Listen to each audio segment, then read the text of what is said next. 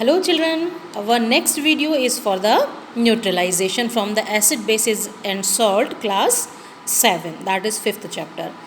Previous video में मैंने आप लोगों को बताया था व्हाट आर द इंडिकेटर्स से हम एसिड्स और बेसिस को कैसे डिटरमाइन कर सकते हैं. Now I am presenting the another video based on the salts और द न्यूट्रलाइजेशन. हमारे पास दो मटेरियल मैंने बताए थे, एसिड्स होते हैं जो बर्निंग नेचर के होते हैं एंड बेसिस होते हैं जो थोड़े काम नेचर के होते हैं, थोड़े ठंडे नेचर के होते हैं. जब भी हम किसी एसिड और बेस को मिक्स करते हैं तो हमको एक सॉल्ट मिलता है और सॉल्ट प्लस वाटर. जैसे हम एसिड में ले लेते हैं हाइड्रोक्लोरिक एसिड प्लस, देखिए आपकी बुक में भी इक्वेशन गिवन है यहाँ पर, हमारे पास acid plus base is equal to salt plus water बनता है. हीट इज़ इवॉल्व मीन्स उसमें से हीट बाहर निकलती है.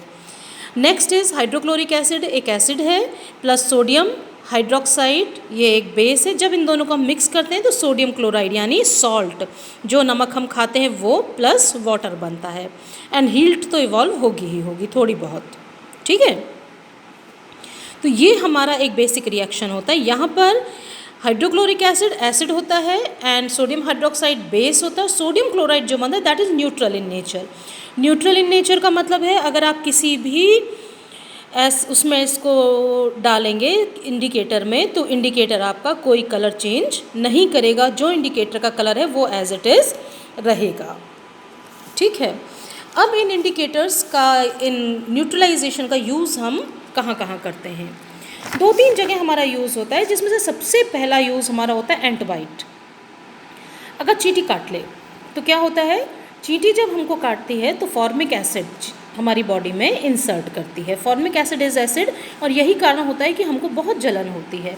सिमिलरली अगर मधुमक्खी काट ले या बरैया डंक मार दे तो क्या होता है, हमें बहुत ज़्यादा जलन होती है. अगर आप में से किसी को काटा है तो आप लोगों को पता होगा कितना भयंकर हालत हो जाती है.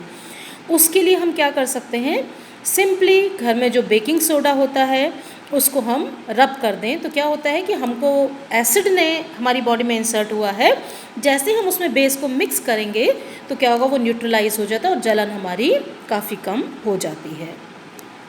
सिमिलरली जो हमारी सॉइल ट्रीटमेंट होता है, सॉइल मीन्स मिट्टी. किसान जब खेतों में कुछ भी उगाते हैं तो उसमें अलग अलग टाइप के केमिकल्स मौजूद होते हैं सॉइल में, और उन सॉइल के केमिकल्स को ट्रीट करने के लिए हमको कौन सा प्लांट हमें लगाना है. एक तो ये होता है जो भी प्लांट हम लगा रहे हैं उसको कैसी मिट्टी चाहिए ये ज़रूरी होता है, और उस प्लांट के लिए मौसम भी सही होना चाहिए. मान लीजिए कोई ऐसी हमको क्रॉप लगानी है जिसका वेदर है लेकिन हमारी सॉइल फिट नहीं है, तो सॉइल ट्रीटमेंट किया जाता है to change from acidic to basic और बेसिक टू एसिडिक. अगर हमारी अर्थ है, सॉइल है, बहुत ज़्यादा एसिडिक है या बहुत ज़्यादा बेसिक है तो उसमें प्लांट्स ठीक से ग्रो नहीं करेंगे. तो उसके लिए हमको कैल्शियम हाइड्रोक्साइड, कैल्शियम ऑक्साइड, इनको हम मिक्स करते हैं to make the soil a bit basic.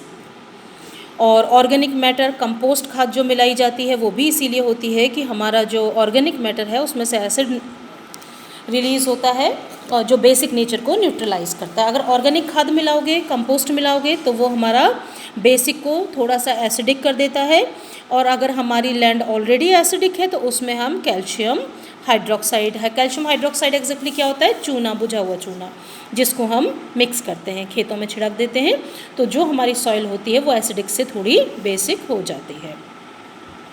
इसके अलावा एक और चीज़ होता है that is factory waste. Factory waste निकलता है फैक्ट्रीज से, या तो एसिडिक होगा या बेसिक होगा, क्योंकि वेस्ट में तो कुछ ना कुछ तो होगा ही होगा. तो जब उसको बाहर भेजा जाता है तो normally it should be treated as per the government rules. आप ऐसे ही कोई भी एसिडिक को, वेस्ट को डिकम्पोज एयर में या लैंड में नहीं कर सकते हो.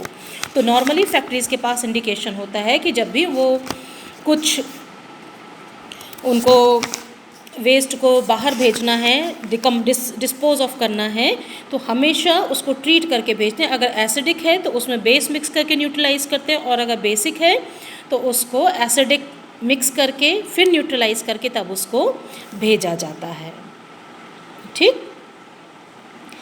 इसके अलावा और बहुत सारी चीज़ें होती हैं, जैसे हम लोग बहुत कैजुअल चीज़ है, अगर आपको एसिडिटी होती है, घर में एसिडिटी हो जाती है, एसिडिटी कैसे हो जाती है हमको, क्योंकि हमारे जो स्टमक है उसमें डाइजेशन के लिए बहुत सारा हाइड्रोक्लोरिक एसिड बनता है।